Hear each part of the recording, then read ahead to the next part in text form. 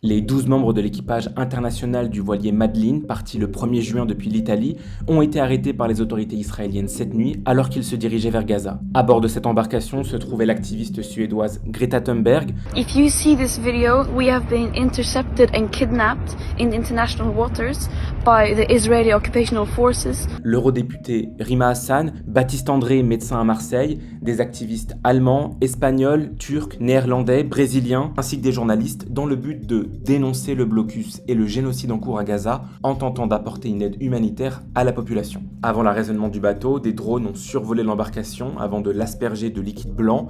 Les militants ont jeté tour à tour leur téléphone dans l'eau.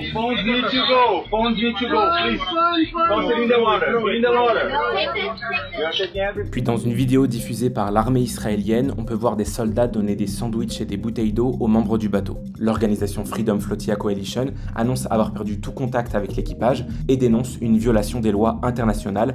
Le ministère des Affaires étrangères israélien a indiqué dans un communiqué que le voilier fait route vers les côtes d'Israël en direction du port d'Ashdod et que les passagers vont retourner dans leur pays. En France, le ministère des Affaires étrangères a assuré que le consulat a demandé à pouvoir rendre visite aux passagers français dès leur arrivée sur le territoire israélien. Je souhaite en tout cas qu'ils puissent rentrer au plus vite sur le territoire national et les agents de notre poste sur place sont pleinement mobilisés pour exercer leur mission, la mission de protection consulaire vis-à-vis de tous nos ressortissants. L'Élysée a indiqué qu'Emmanuel Macron avait également réclamé qu'Israël permette le retour des ressortissants français dans les plus brefs délais. Le gouvernement israélien accuse l'équipage sur le bateau d'avoir essayé de mettre en scène une provocation médiatique dans le seul but de se faire de la publicité.